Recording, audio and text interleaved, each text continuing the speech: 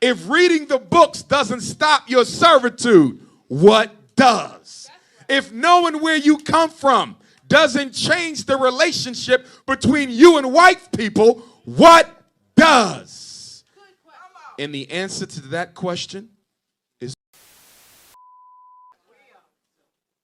we have to understand something, brothers and sisters. In order for there to be an oppressor, there must be an oppressed person who is participating in his condition. In order for there to be an enslaver, there must be someone who is enslaved, who is participating in the condition. So as much as we talk about white supremacy, we have to look at the black complicity in our situation.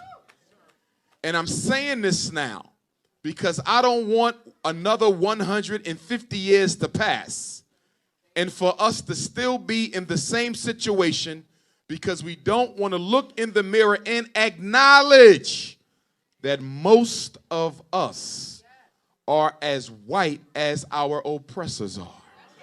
To acknowledge that most of us are infected with the same gene of Europeanism that our oppressors have.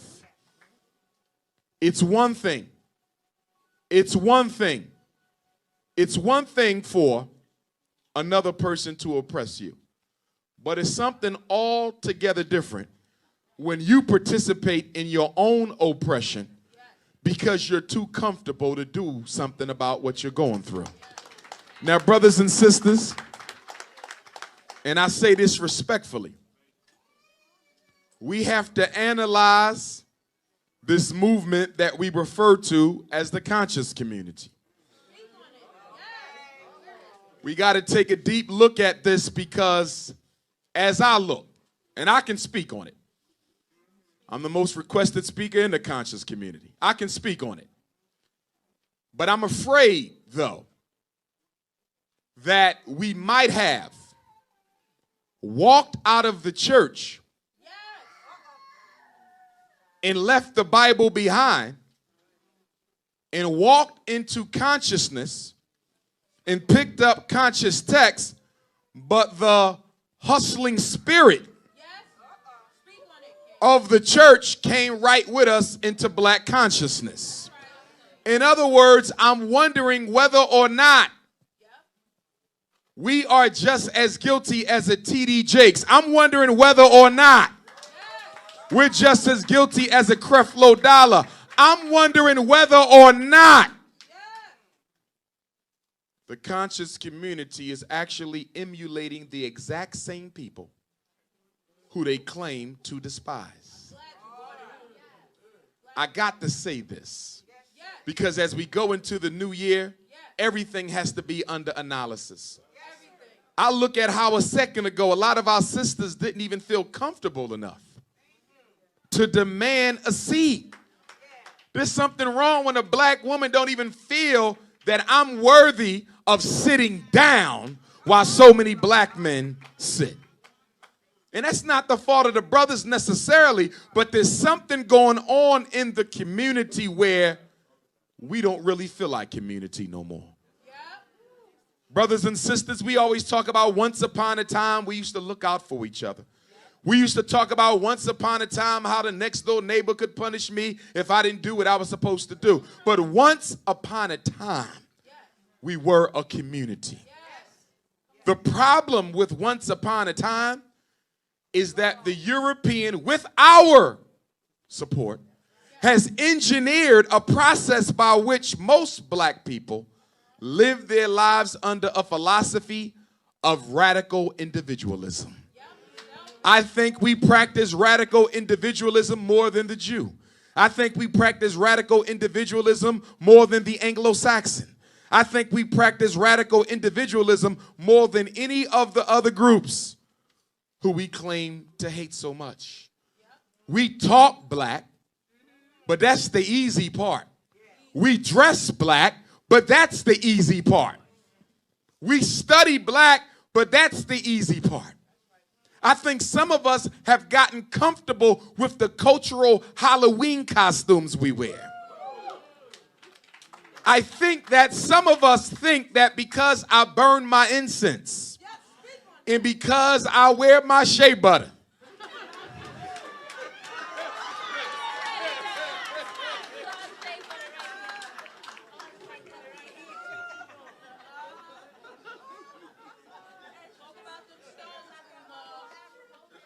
and I think because some of us have been to Africa and read some books and took some trips, because we've gained a degree of knowledge and information we think that transforms us from slave to free man.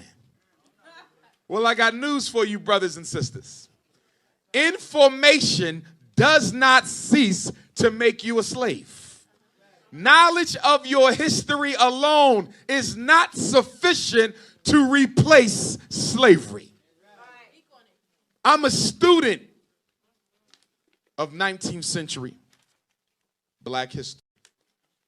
And when you study a lot of our enslaved ancestors, you will find that they knew exactly who they were. You will find that a lot of them knew African language. You will find that some of them had knowledge of classical African civilization that would rival almost any scholar we have today. They were not all ignorant, but yet and still they remain enslaved. So then, if information does not transfer you out of slavery, what does? If reading the books doesn't stop your servitude, what does? If knowing where you come from doesn't change the relationship between you and white people, what does?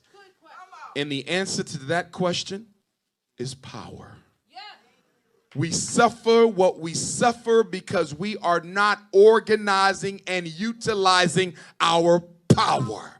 The relationship between black people and white people is based on a power dynamic. Just like the relationship between a man and a woman is based on a power dynamic. The relationship between a parent and a child, a boss and an employee, is a power dynamic. So if the information doesn't stop the slavery, and power does, and power is normally yielded through institutions, as long as African people own no institutions, you will always be a damn slave. I want to be clear, because some of us have gotten so comfortable with the culture that it's become another religion. Some of us have gotten so comfortable with the information that it's become another vehicle of escapism. See, there's nothing wrong with the culture. We need it. It's who we are. There's nothing wrong with the spirituality. We need it. Nothing wrong with the stones and the healing and all the things we do. We need it. But please don't mistake it for freedom.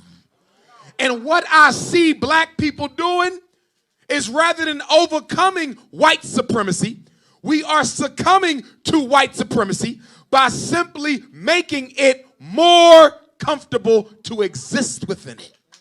To allow us to be there because we was armed. And if they would have told the black soldiers, 185,000, if they would have told them to give us your guns and put the slave chains back on, we would have whipped their ass too. So they had to come to a truce. That's why the slaves was freed. Nobody freed us. We freed ourselves, and we freed Abraham Lincoln.